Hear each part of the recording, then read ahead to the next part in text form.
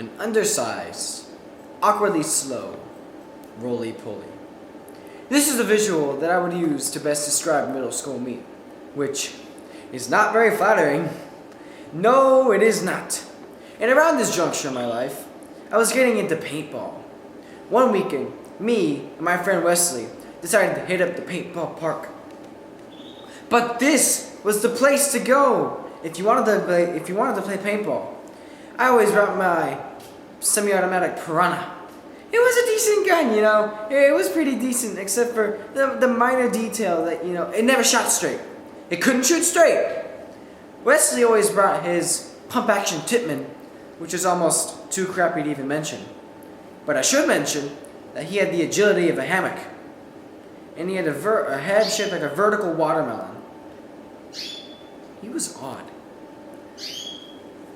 So we're about to hit up the courses with our teams when a group of 5 freaking professional paintball players come up to our ref and ask if they can play.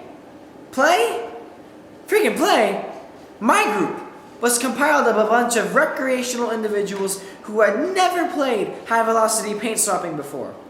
And the ref had the brass to ask us, you guys want to switch up teams and have all you guys against these 5? I would rather pee lightning than go against a group of professionals. But before I could even express my displeasure, this 10-year-old birthday boy just shouts, "Oh, let's do it!" First game. We go to this course called Area 51. And before I even get off a shot, I get double tapped.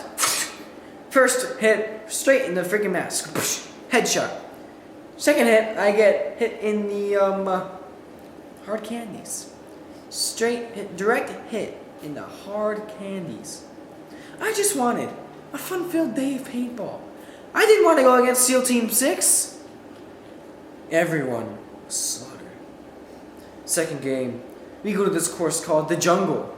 And within 5 minutes of happy pain and anguish, everyone just gone, just annihilated. Everyone except me and Wesley.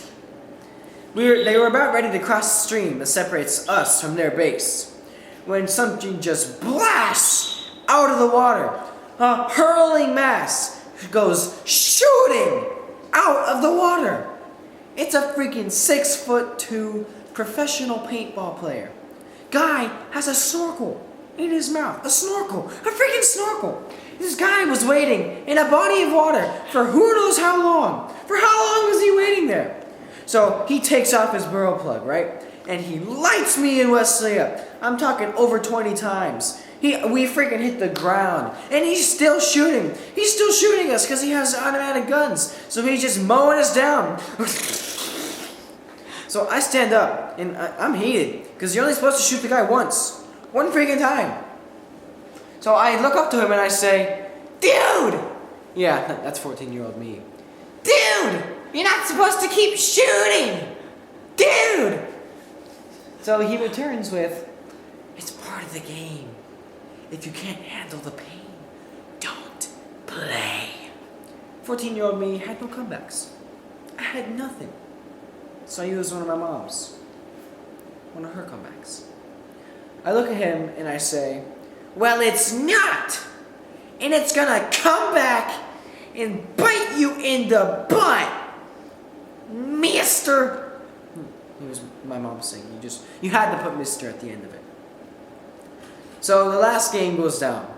And we go to a course called Hamburger Hill. And I didn't care about anyone else but that guy. And I knew he was at the top of the hill. So I start military crawling up this hill with Wesley in tow.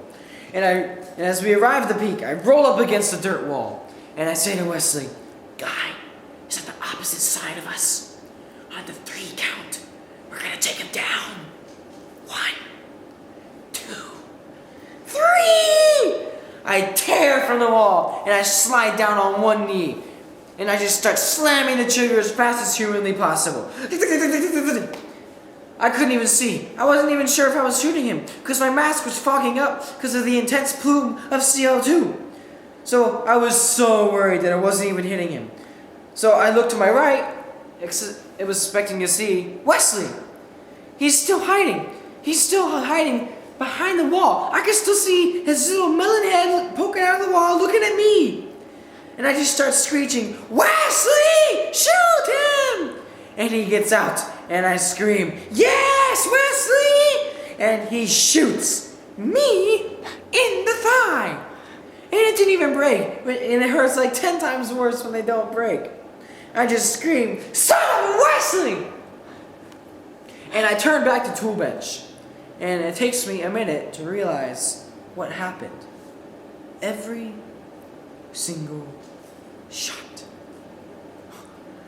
was an unequivocal, direct hit. And because I fell to my knee in proper Rambo stance, and because he was facing the opposite direction in a crouching position, like so,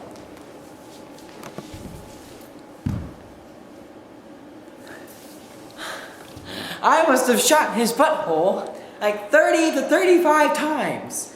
Maybe, I must have shot his butthole 30 to 35 times. Maybe even 40. I don't even know. That had to hurt so bad. So I knew when I saw that I was a dead man. So I just tear as nimble as possible, barrel roll out from there back to Wesley.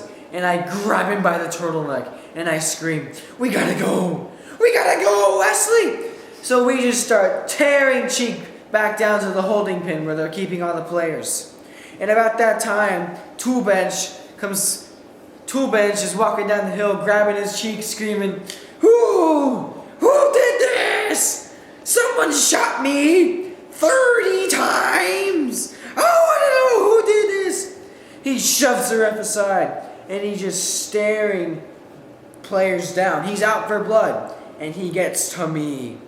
And he's just staring me down. He couldn't see my face because of the intense plume of CO2. And also, that was still on my mask. And also because of the blue tint of my paintball mask. But if he could see it, he would have seen a smile. A smile that can only be created by... And that smile comes from a moment that can only be created by a full freaking circle. Everyone's had one of those moments where, like, you think back on it and you say, oh man, why didn't I say that? That would have been the best. And I would have been that freaking verbal hero that you were always meant to be. This was that moment. Except I said it. 14-year-old me did it! I simply look at him and I say, well, it looks like crap came back and bit you in the butt, mister. It was perfect. It was perfection. That's all I got.